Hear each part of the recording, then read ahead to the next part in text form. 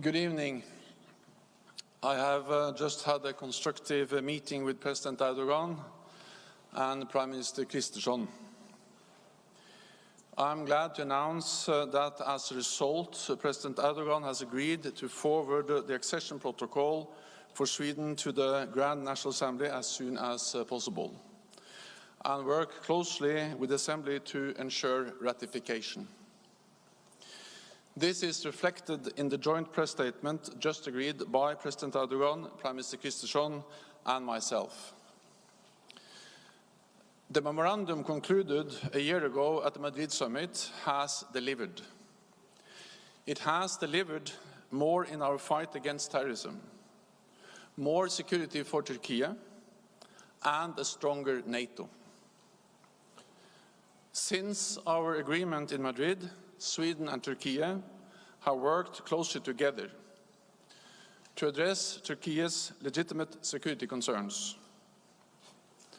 As part of that process, Sweden has amended its constitution, changed its laws, significantly expanded its counter-terrorism cooperation against the PKK, and resumed arms exports to Turkey. Sweden's cooperation with Turkey in the fight against terrorism will continue beyond accession. Turkey and Sweden agreed today to establish a new bilateral security compact. NATO will also significantly step up its work in this area. And I will establish for the first time at NATO the post of Special Coordinator for Counterterrorism.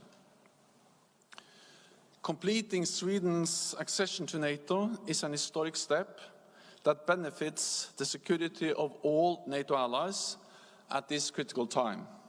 It makes us all stronger and safer. And now I'm ready for a few questions. Okay, we'll go to TV4 Sweden. Lady here.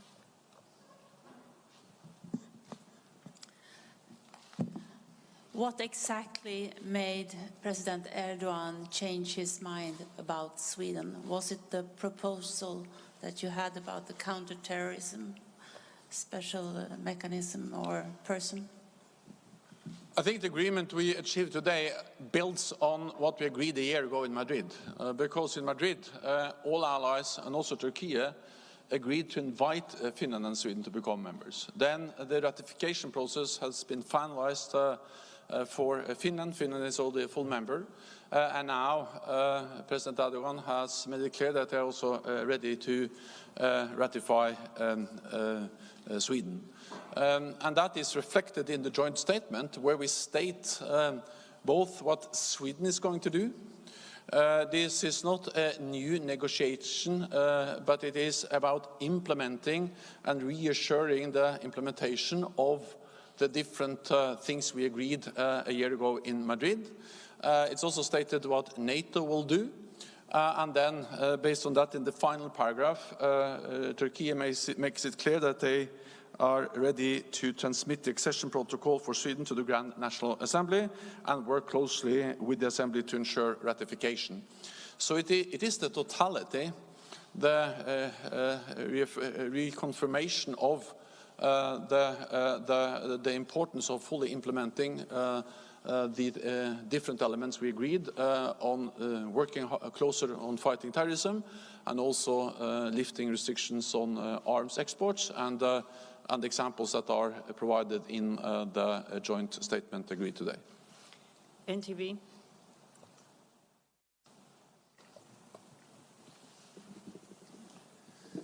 Gül from NTV Turkey. Secretary General, what makes Swedish Prime Minister Ulf Kristersson his mind change about Turkey, bearing in mind that all the debate for the last 6 months was implementation? Yes, Sweden did everything in legal terms, but implementation was a problem. So what makes him change his mind that there is a gap in implementation? Thank you very much. I think the whole concept that either President Erdogan or Prime Minister Kristersson have changed their mind is wrong. what we have seen is that we have been able to reconcile the concerns that Turkey has expressed with the concerns that Sweden has expressed. And then we have been able to find a joint ground, common ground, and move forward based on that. And this is fully in the spirit of what we agreed back in Madrid a year ago. But we have in the text now developed further how to implement, how to step up the fight against terrorism, how to work more closely as allies, and also how to ensure that restrictions on arms exports are lifted. And this is good for all of us. This is good for Sweden. Sweden will become a full member of the alliance. It's good for Turkey, because Turkey is a NATO ally that will benefit from a stronger NATO. And then, of course, it's good for the whole alliance. So this is in the security interest of all of us. And it's good that we now are able to move forward, and that we have this clear commitment from Turkey to submit the ratification documents to the Grand National Assembly. Okay. We'll go to IFP. Secretary General Max Delaney, AFP, you said President Erdogan had agreed to do this as soon as possible. How soon is as soon as possible? Has he given any date or time frame for this? And when do you expect Sweden to finally be a member of NATO? This is an historic day because we have a clear commitment by Turkey to submit the ratification documents to the Grand National Assembly, and to work closely with the Assembly to ensure ratification. And then it's historic also because we have Sweden committing so clearly to step up further the fight against terrorism, working closely with Turkey, and NATO also announcing what more we will do in our fight against terrorism and strengthening what we do together as allies, also when it comes to investments and trade in military equipment. So that package makes it an historic day. Then it's not for me to go into the details about the timelines of the different political institutions in Turkey. This is first about the President submitting the documents to the Parliament. The President has made it clear that that will happen as soon as possible, and then of course it is for the Parliament then to have the process and then do the final ratification. I will not give you exact dates for that, but this is a clear commitment, and the President has made it clear that it will happen as soon as possible. Then it has to be also for the sovereign national parliament to decide exactly how much time they need to finalize that ratification. I've been a member of parliament myself, and I think that we have to respect that every parliament has their own integrity, their own timelines. So I welcome that the President has made this clear that he will work with the Parliament to ensure ratification, but exactly when has to be announced by the Turkish Parliament. Okay, we'll go over there. Lars Nyheter. Thank you, Mikael Holmström, Dagens Nyheter, Sweden. You mentioned some kind of security pact between Sweden and Turkey. Could you please elaborate? And also have a second question, because there is another country, Hungary, which has not ratified the application. And I wonder, do you have any information or have you had any communication with Hungary on this matter? Thank you. Well, Hungary has made it clear that they will not be the last to ratify, and now Turkey has made it clear that they will ratify, and there are only two countries that have not ratified. So I think that problem will be solved. Then on the security compact, well, that just reflects the importance of this day, because it reflects that the cooperation between Turkey and Sweden on fighting terrorism and working more closely together as allies will be brought to a new level. This is about high-level cooperation. It's about annual meetings, and it is about developing a roadmap as the basis for its continued fight against terrorism in all its forms and manifestations. So this just further strengthen and also create a stronger institutionalized cooperation between Turkey and Sweden to address common security concerns, and in particular the fight against terrorism. This was also something that was offered by the Swedish side and welcomed very much by the Turkish side.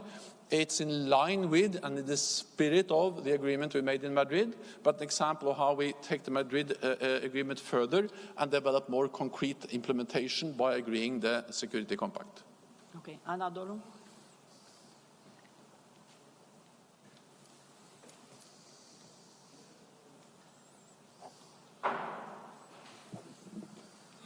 Okay, thank you. Secretary General, can you please elaborate more about the function of the Special Coordinator for Terrorism?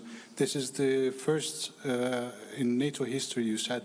And what kind of work he or she will perform regarding the terrorist organization PKK or also on FETÖ, for example? So NATO has for many years played an important role in the fight against terrorism, and especially after 9/11, but we were also part of, for instance, the global coalition to defeat Daesh.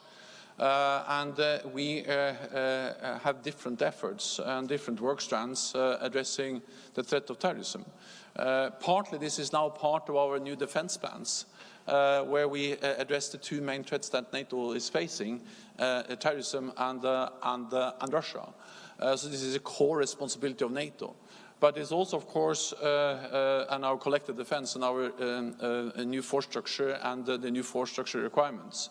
And then it's also about what we do in different NATO missions and operations. We, for instance, have a training mission in Iraq where we help the Iraqi security forces to be trained to be able to ensure that ISIS does not return and that they're ready to fight terrorism in all its forms and manifestations. And then, of course, our counterterrorism work is also about our different partnerships. We have partnerships, for instance, with Jordan, with Mauritania, with Tunisia and other countries, which is also then part of our efforts to fight terrorism. So terrorism is addressed in many different ways across the NATO organization, and therefore to have one coordinator that can coordinate the different efforts of the different divisions and the different tools we have at our disposal in NATO is something that I am absolutely confident can help to further strengthen and to improve the way NATO as an alliance is working together to fight terrorism. So yes, this will strengthen our efforts. It's also something which has been asked for by Turkey, and I'm glad that also as part of this agreement today, I have agreed to appoint a new coordinator on counterterrorism. ARD. Thank you very much, Markus Preis with ARD German TV. Mr. Secretary General, it was only today that Turkish President Erdogan linked the Swedish future in NATO to his own perspective in the EU. How much a role did this play today? Were there any agreements, and what role did representatives of the EU play today? Thank you. So first, I think that on EU, that's an issue. That's not an issue for NATO. It's of course an issue for the European Union. But what we agreed today, what Sweden agreed today as an EU member, was to support actively the efforts to reinvigorate Turkey's EU accession process, and also to help to modernize the EU-Turkey custom unions and visa liberalization. So this is something that Sweden does as an EU member to support Turkey's efforts to move closer to the European Union. And of course, Sweden can do that as an EU member. It's not for NATO to be part of that process, but again, I welcome the fact that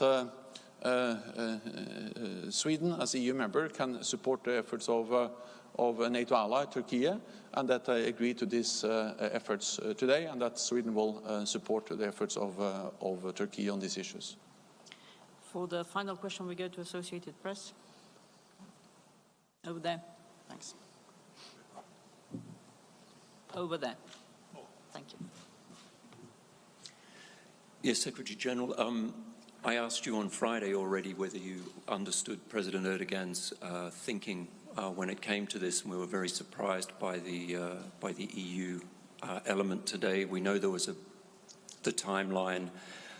President Erdogan met with you and the Swedish Prime Minister, then he met with the President of the European Council, who then tweeted that everything was okay and that he was going to reinvigorate, that they, between them, not involving Sweden, but Charles Michel and President Erdogan had agreed to reinvigorate the process. It's very difficult to sit here and to think that NATO has just taken this decision on its own without the EU. I mean, is this the right place, NATO, to bring EU in for its decision-making and processes? But first of all, I think we now have to clarify what this is. This is not a NATO decision. This is a joint statement where Sweden, Turkey and NATO have expressed the views we agreed in the meeting. And some of them are positions that NATO is expressing. I'm expressing them on behalf of NATO. Then there are also some paragraphs here which are not NATO policy, but actually expresses what two of the participants in the meeting, Turkey and Sweden, agree. And if you look at paragraph 6, that's about how Sweden and Turkey have agreed to step up economic cooperation to the Turkey-Sweden Joint Economic and Trade Committee. Both Turkey and Sweden will look to maximize opportunities to increase bilateral trade and investments. Sweden will actively support efforts to reinvigorate Turkey's EU accession process, including modernization of the EU-Turkey custom union and visa liberalization. This is not a NATO issue. This is reflecting a bilateral agreement between EU member Sweden and Turkey. But it is part of what we discussed and part of the joint statement which has been issued today. So again, NATO is not part of that. It's for EU to decide on EU enlargement. We focus on NATO enlargement here in NATO. Okay. Thank you very much. Thank you. Have a good evening. Good evening.